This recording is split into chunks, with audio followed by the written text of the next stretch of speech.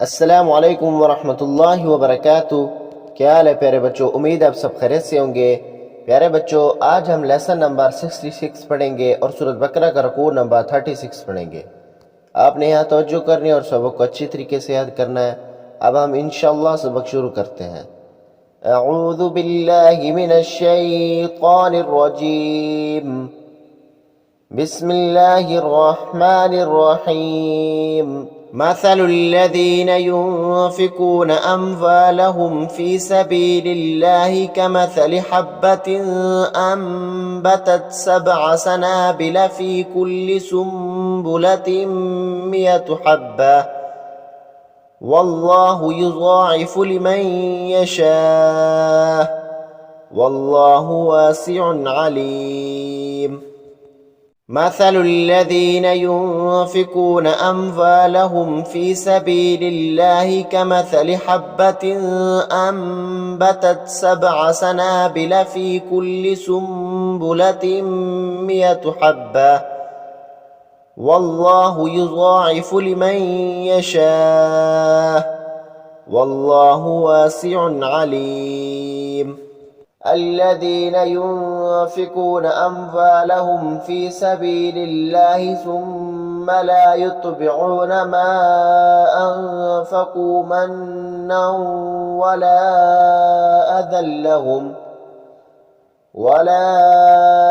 أذى لهم أجرهم عند ربهم ولا خوف عليهم ولا هم يحزنون. الذين ينفقون أموالهم في سبيل الله ثم لا يتبعون ما أنفقوا منا ولا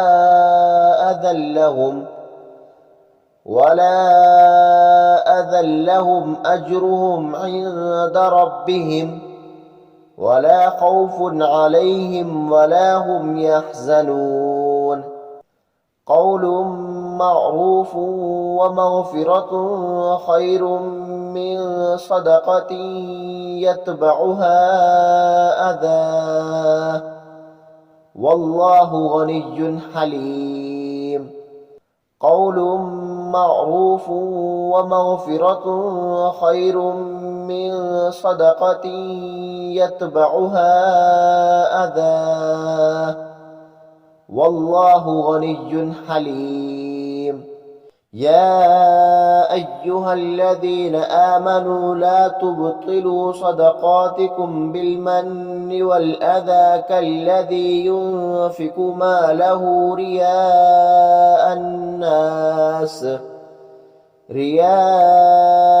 الناس ولا يؤمن بالله واليوم الآخر فمثله كمثل صفوان عليه تراب فأصابه وابل فتركه صلدا لا يقدرون على شيء مما كسبوا والله لا يهدي القوم الكافرين.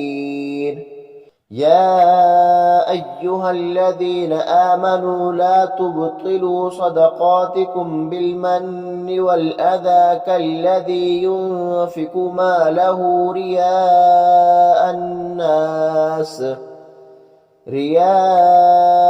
الناس ولا يؤمن بالله واليوم الآخر فمثله كمثل صفوان عليه تراب فأصابه وابل فتركه صلدا لا يقدرون على شيء مما كسبوا والله لا يهدي القوم الكافرين.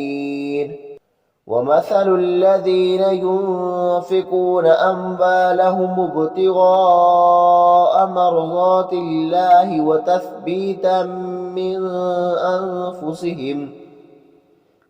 أنفسهم كمثل جنة بربوة أصابها وابل فآتت أكلها ضعفين فإن لم يصبها وابل فتل والله بما تعملون بصير ومثل الذين ينفقون أموالهم ابتغاء مرضات الله وتثبيتا من أنفسهم كمثل جنة بربوة أصابها وابل فآتت أكلها ضعفين فإن لم يصبها وابل فتل والله بما تعملون بصير أيود أحدكم أن تكون له جنة من نخيل وأعناب تجري من تحتها الأنهار له فيها من كل الثمرات وأصابه الكبر وله ذرية ضعفاء فأصابها إعصار فيه نار فاحترقت كذلك يبين الله لكم الآيات لعلكم تتفكرون أيود أحدكم أن تكون له جنة من نخيل وأعناب تجري من